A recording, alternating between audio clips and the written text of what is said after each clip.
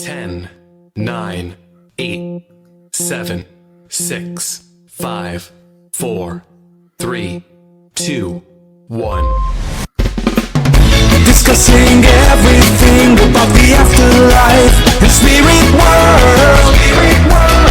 Coming to you all the way from Ireland. It's Sandie Byrne. Hey guys, and welcome to another episode of Life AfterLife with me, Sandie Byrne. So guys, welcome back to a new season of the podcast. You know, I did take a break from it over the summer months. I think, you know, as with anything in life, it's important to take a step back from whatever you're doing sometimes. And, you know, just enjoy being in the moment, you know, in this life. My son, I'm very mindful of the fact that he only has a couple of summers left at home with us before he goes out into the big bad world. You know, and we made the conscious decision to enjoy him while we can. You know, I always think, like, what's the point in connecting with spirit if you can't take the time to connect with yourself and with those that are physically around you at any given time? Okay? And that topic in itself is a nice segue into the topic of this episode, which is the importance of community in spiritual practice. Okay? Now, I want to point out that I didn't title the episode Spiritual Work or Holistic Work. Okay? I said spiritual practice. Because, you know, while community is equally as important when it comes to either of those things, you know, spiritual work or holistic work, not all of us will work in either of these areas.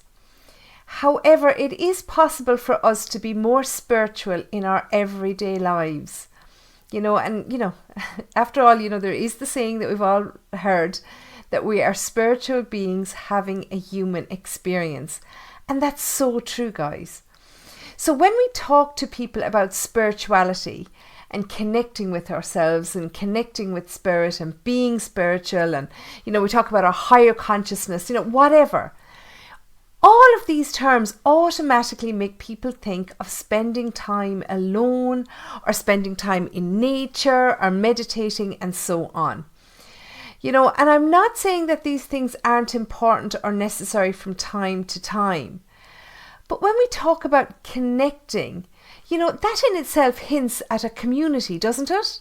You know, we talk about connection because we have to have another energy to connect with.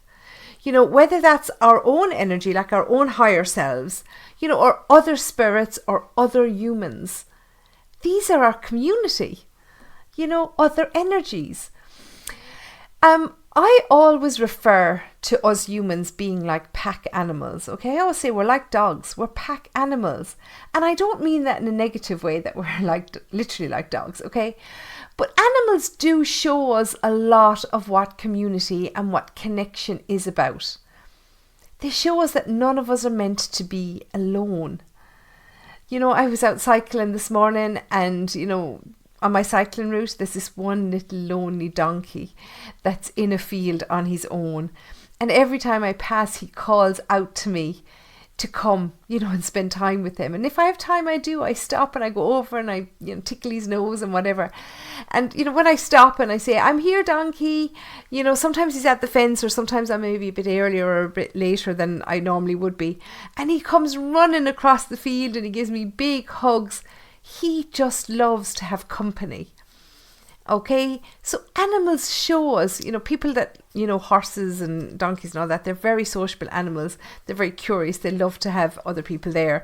And it's one thing that people in the horse community do, that, you know, if they have a horse on its own, they might put a mirror into the stable so that they don't feel like they're on their own. Okay, so animals have a lot to show us, you know, about what community is about, because, you know, none of us are meant to be alone. It doesn't matter whether you're an introvert or whether you're the life and soul of the party. All of us need some kind of connection at some point or other. And this is what makes us part of a community. Okay? Now, your community may revolve around your work and the people that you work with. Okay? It might be your church if you're into religion and whatever. You might just be a social butterfly and everything revolves around your social life. Or maybe you're just like me. Maybe you're more introverted and you like your own company. Or maybe just one-to-one interaction with close friends and family. Okay, it doesn't matter which one suits you, because each scenario that I've talked about here, involves more than just your own personal energy. And therefore that makes you part of a community. Okay? Everyone needs to feel like they belong somewhere, don't they? Okay, so it doesn't matter where you find your comfort zone. The important thing is that you find it. Now, your community can be small. Okay, I know that personally I do find it easier to connect in smaller group settings. I feel that I can share more with myself and others, during intimate conversation. Whether that's with close friends, family, spiritual people or whatever. Now, that said, there is also connection to be found in larger settings. So whether I'm attending a live event, or maybe I'm at Mass, I am a Mass goer, okay, whether I'm at Mass or whatever, I don't necessarily need to talk or to share in these settings. Sometimes I just sit back and take it all in. But just knowing that I'm in a place or in a setting with like-minded people who enjoy, similar events or, they share similar beliefs as me, that makes me feel part of a community. And that's what a community is. And as I said, everyone needs to feel that they belong somewhere. Okay? So, there's a change going on in the energy in the world at the moment. And I don't know if you've felt it just yet. But the energy around us is definitely changing.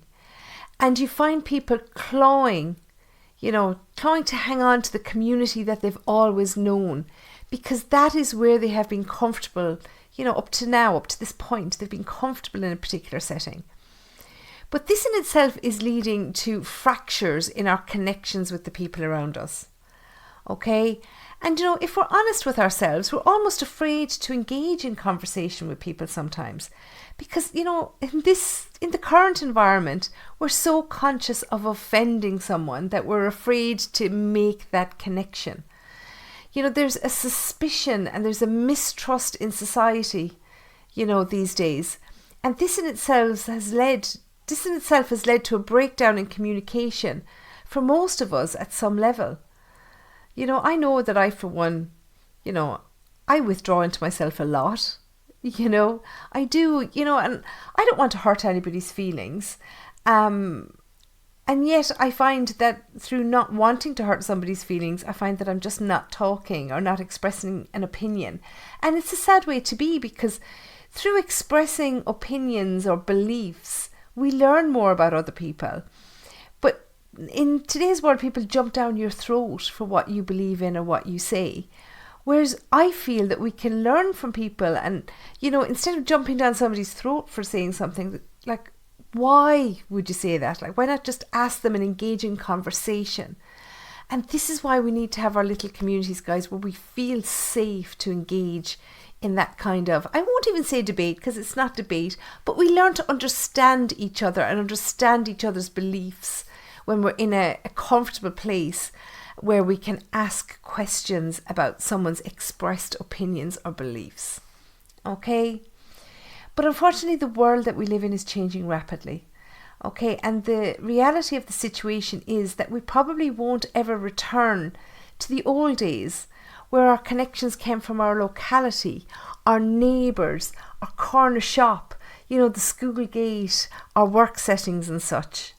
I remember when we moved into this house where we live, and I didn't even have our second son. We had our first son, who was very young at the time.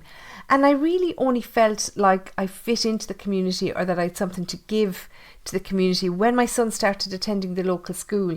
There's a little country school just around the corner from our house. When he started going there, I met so many people, in the car park, picking him up and stuff like that. So, that became my community. But people don't talk so much in those settings anymore. Okay, and work settings, we don't always have the same work settings. Like, we don't have like a place of work that we check in and out of every morning. We don't meet people at this, in the olden days, a lot of people used to clock in at work. But now you find more people that are working, remotely or working from home or whatever. so we don't have that daily tea break or, the work socials that we would have had in days gone by. Okay, so even, if we leave aside the challenges of diversity and globalization, we still have to acknowledge that the majority of people's communities have moved online in recent years, and that's not a bad thing. I like the online world, but it still does mean that we have had to change how we communicate and how our community is structured in order to adapt to this new environment that we live. Okay? We still need to cling on to the community though, because community provides us with a space to explore, a space to discover, a space where we can feel safe.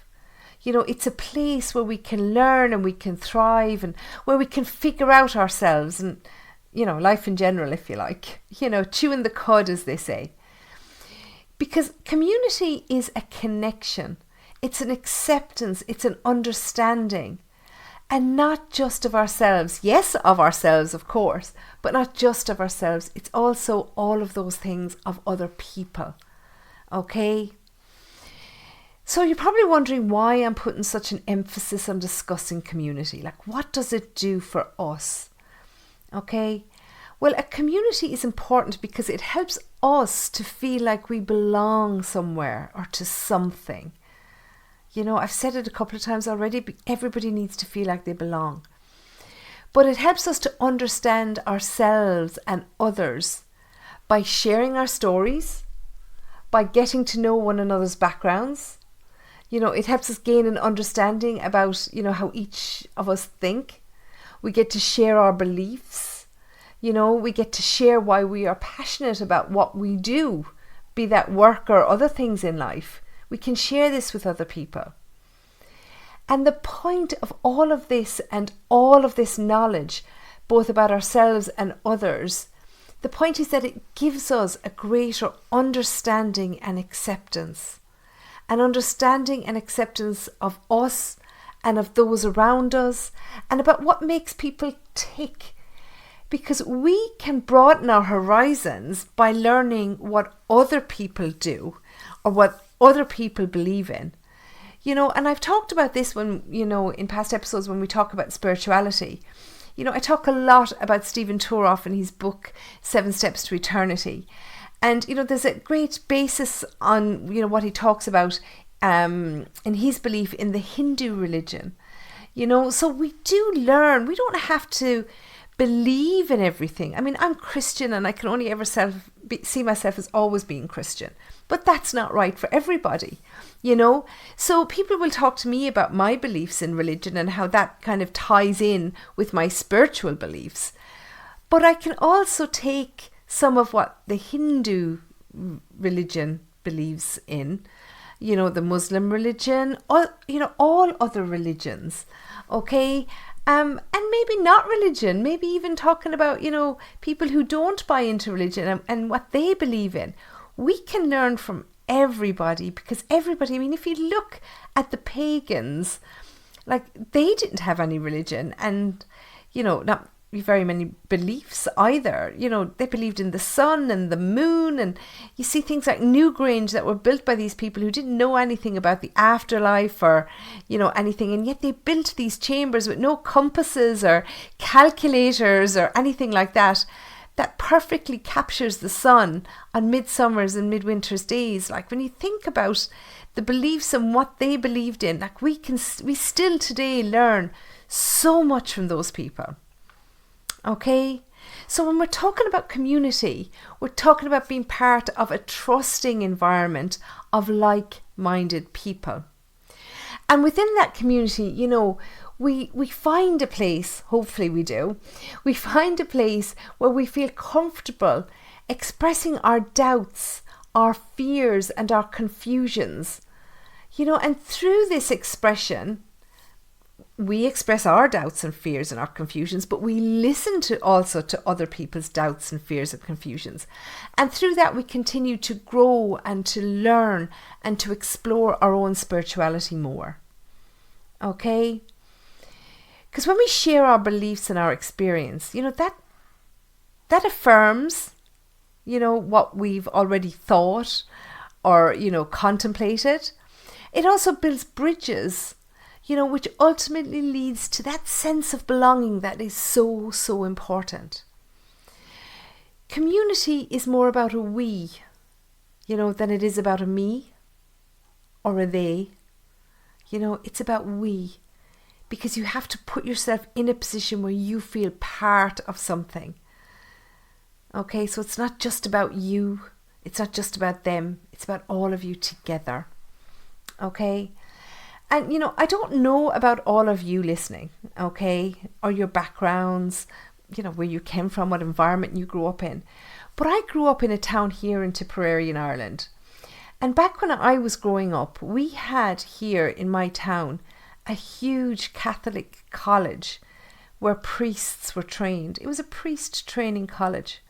And every morning when I was walking to school, you would see hundreds, not just tens of, but hundreds of student priests processing down the avenue from the college, across the road into the cathedral for morning mass. Okay? I'm from a town called Thurles, and it's known as the cathedral town.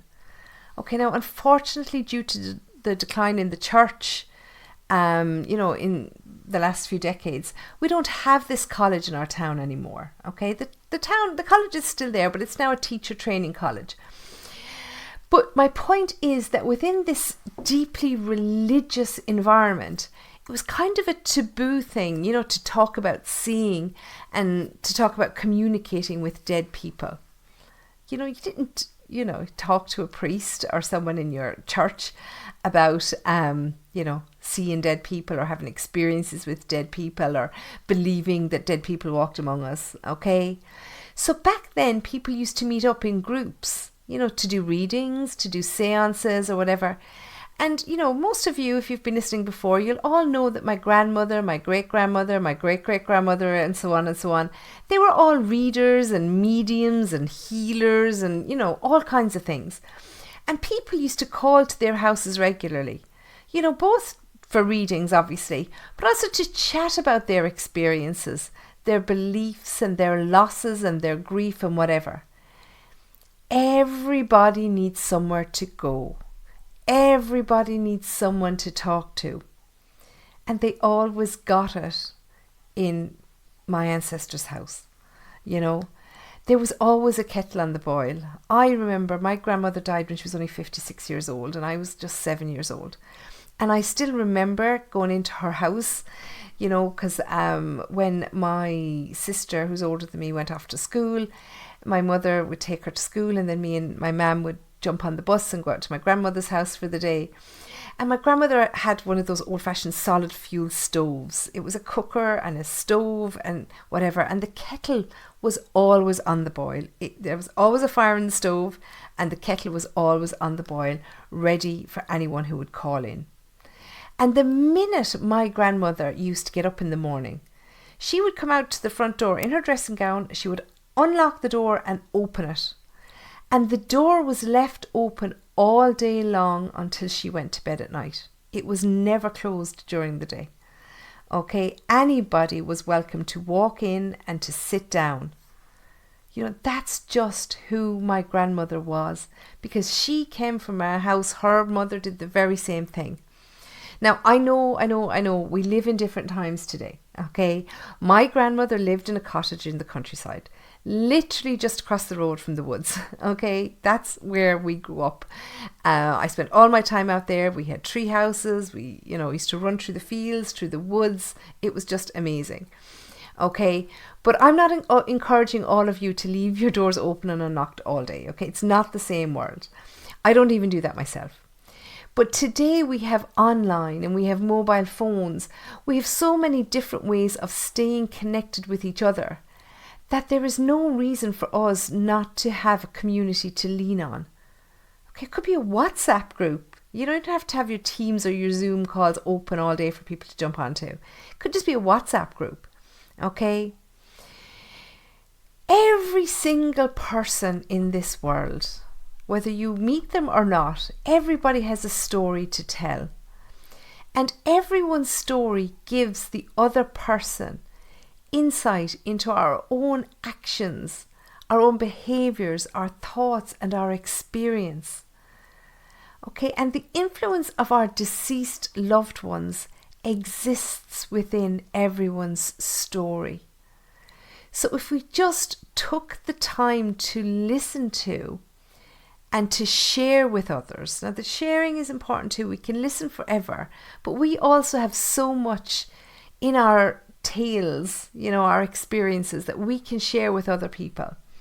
Okay, and I have this podcast even as a platform where I do that, and I invite guests on to share their, spiritual beliefs and experiences, so that you have the opportunity to listen to that. Okay? But how do you think that these people, developed themselves spiritually up to now? Whether it's the guests that I have on the podcast, or whether it's, talk about the generations of our families that went before that, this electronic community. They didn't do that on their own. They relied on their community. But in order to do this, it's important that you let your guard down. Okay? Don't be afraid to join in. Don't feel like you're on your own. Because, you may be the only one in your immediate group around you, but you're not the only one who has spiritual beliefs and experiences. There are loads of us nutters around as well, okay? So be brave, be ready to share your story, okay? People want to know, people are going to learn from you. Like, they want to know, what are the defining moments in your spiritual experience? Okay, was it when you lost somebody? Was it the first time you felt their presence around you? Okay, they want to know when you felt that first spiritual presence in your life. What was your first spiritual experience? People want to know what is unique about your spiritual journey, okay, or your journey of acceptance of a life after death. And not only do they want to know all of that about you, but they want to tell you the same things about themselves. And you will learn so much from listening to them. Guys, community is the way to go. Think about what it's been like for you. Okay? Getting to know other people takes time. Okay, that's why we have spent so much time on our own trying to figure this out with Google searches. Okay? It takes you opening up. It takes you being willing to listen. Okay? So you need to master three things. There's my Tipperary accent. 3 things, okay? Time, openness, and willingness. And when you're going into a community with these 3 things, you're going to give it time, you're going to commit to being open within the community, you're going to be willing to share, but also willing to listen. Okay, and when you master those 3 things, then you can begin to relate to others on a deeper level. And when we understand others, then our compassion grows and our community grows. Okay? And I've mentioned it a couple of little times in there, but while we're on the subject, just want to labour this a little bit more. Because it's so important to acknowledge how important listening to other people is.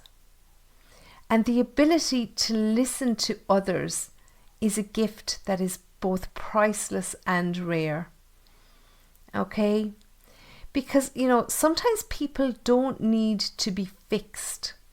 They don't want to be fixed. They don't want your advice. They just want to be heard. As you want to be heard sometimes. Okay? Most people, like me, like you listening, we just want to be understood. Sometimes we just want to get our point across. And this causes some of us, and I'm counting myself in this, this causes some of us to jump in and begin by talking over somebody or blurting out our life story.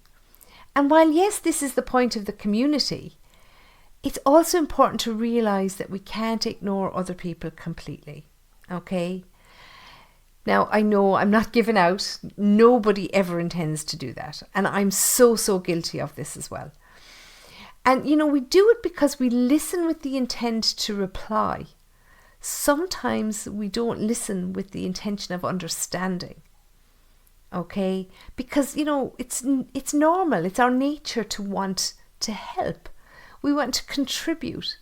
But because we're thinking, what can I contribute to this? We're actually sometimes only half listening to other people around us. And therefore we pick up on individual words without actually listening to or hearing what the person is actually trying to get across to us. Okay? So as we're listening, we're preparing in our mind what we're going to say. We're thinking about the questions that we're going to ask. So we can't be listening and thinking about our contribution at the same time. Okay? Now, I've spoke about filters in the past, about the little lenses that we have, from these lenses are caused by everything that we've experienced in our lives, and therefore we tend to view everything and hear everything and judge everything through those little lenses. Okay, so we filter everything through our own life experiences, because that's our frame of reference that we have.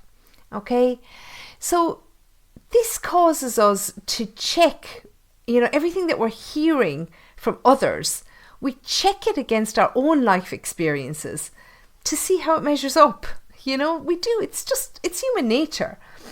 But because of this, we sometimes decide prematurely what the other person might mean before they've even finished communicating.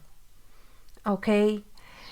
So when we actually listen to someone and we actually hear what they're saying, this builds intimacy, it builds friendship, and it builds our community. So put yourself in somebody else's shoes. We all want to be heard. We all want to be understood, don't we? Well, I do anyway. So in the same way that we want to be heard, so do other people. So an important part of community is giving others the space that we crave ourselves. Okay? Now, it's important too, the opposite of that is important. It's like a balance, because the opposite of that is learning to share. So we can't always just listen to other people and sit in judgment. Well, not that we would always sit in judgment, but you know what I mean. But, we have to learn to be open, because we can't just sit back and let others do all of the talking all of the time.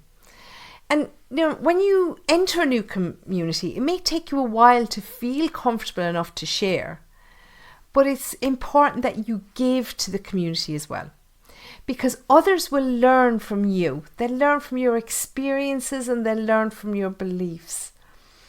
When we talk about spirituality, there is no textbook for us to read. We can only learn from each other. So never ever belittle your own experiences.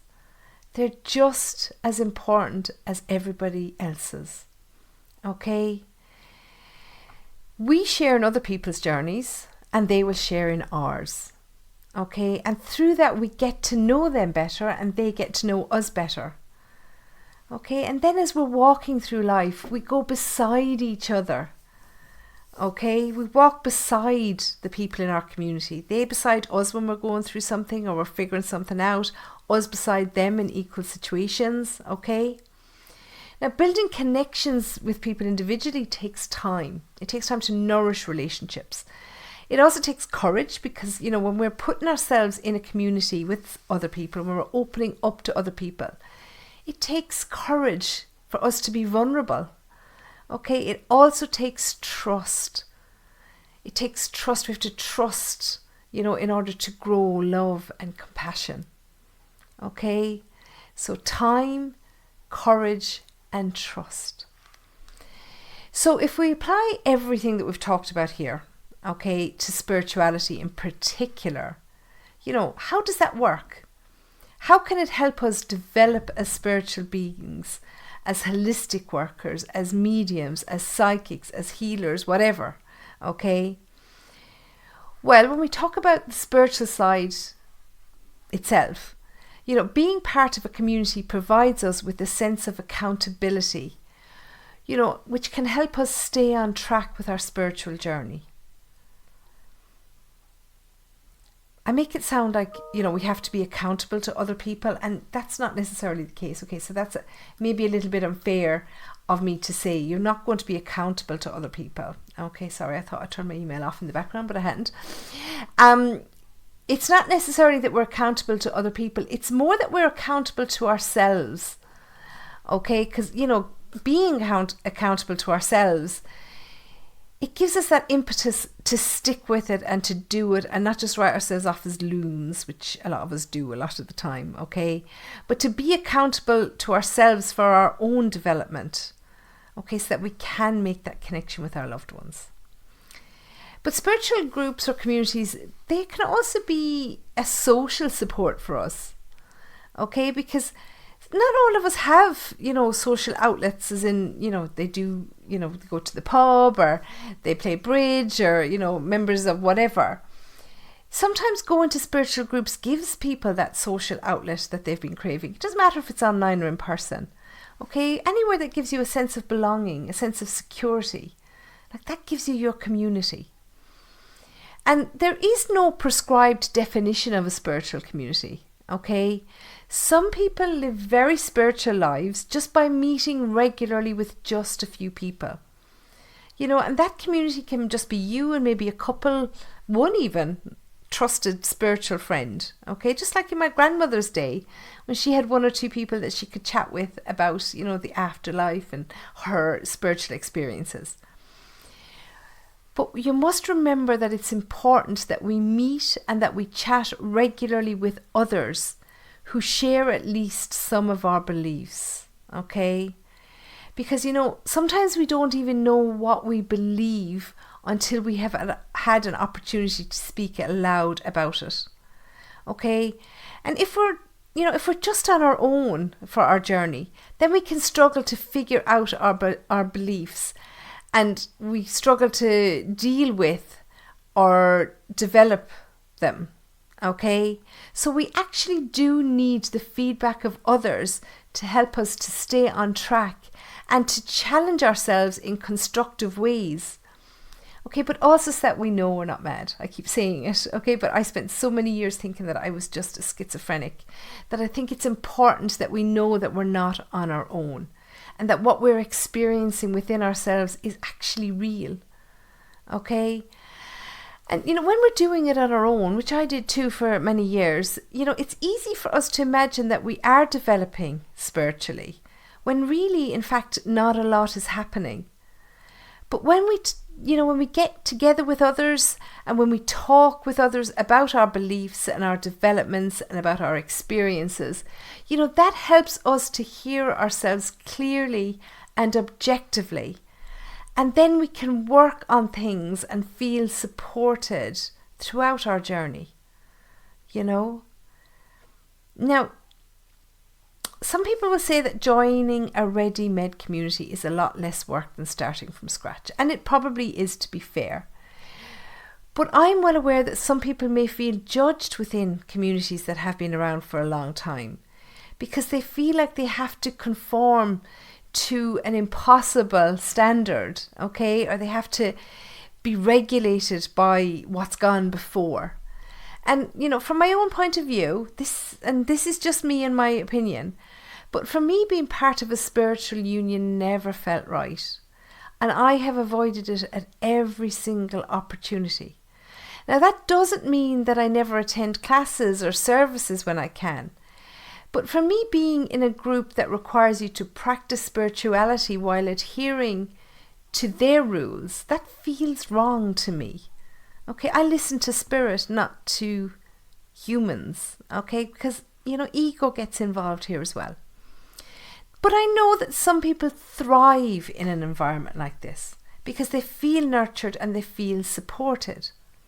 Some of you will feel like me, that they want to be guided directly by their spirit guides and not by man-made rules. Okay? Sometimes we feel like we want to be at the centre of things. We want to be upfront and centre and, controlling things. But then when we get there, we find that we're actually more comfortable on the outskirts, on the margins, where we can watch and listen to other people. That's me. I like to stand back and like to listen. Okay? So communities can take many, many forms, and some of us may need to be creative and determined in order to find and build a community that meets your needs. Okay, so remember that community for everybody will be different. You need to try out as many things as you can before you commit to one. So be creative, be adventurous until you find a community that really meets your needs. Because you're going to give a lot to this community, you're going to take a lot from it as well. So it needs to be the right one for you. Okay, so if you're not currently in a community, that you feel comfortable in, ask yourself, is there a group or a setting that has been calling to you or that you feel drawn to? Okay, because maybe there's one in your locality. I know, like here in parts of Ireland, there isn't any spiritual groups or spirit circles. Okay, but the most important thing that you're looking for, okay, is that you're moving on from just occasional or ad hoc encounters with like-minded people that you might bump into, at an event, or, you're talking to somebody else and they say so-and-so or whatever. You want to move on from that and have something much more structured, where you can build a relationship and feel connected both with spirit and with those that are around you. Okay? Now, before I finish, I want to point out that you do need to find a setting or community that works right for you and that will support you when you're developing spiritually, okay? Now, I have started a community of my own on Patreon, okay? It may not be right for you, but for some of you it might. We do have our own little community. I started it up. We have a chat room within that, and we get together once a month online where we chat, we ask questions, we share experiences, we do some readings sometimes as well. Okay, now I'm hoping to grow this to twice monthly as the community grows, and I want to cater for different time zones as well. So if an online group is for you, okay, or if it's something that you want to experience, come along and chat with us. Okay, we may empower you to go further and find an in-person group that will work better for you. But we would be happy to support you as much as you like, or as little as you like. Okay, you'll find all my links to my Patreon and stuff in the description box attached to this podcast. So guys, I hope that you've enjoyed this little chat and that I've inspired you to get outside of your own head and to learn and grow from others. Okay? Now, this doesn't always mean paying for training or mentorship or whatever. You don't have to do that to learn from others. That's why community is so important. Okay? So I'm going to step down off my soapbox now. That's it for this first episode of the brand new season. I hope that you've enjoyed it, and I hope that it's given you food for thought about what you need going forward in order to bring your spiritual journey to the next phase. Okay? And I'll be back next week with another episode of Life After Life. So until then, guys, take care and stay safe. Discussing everything about the afterlife and spirit world.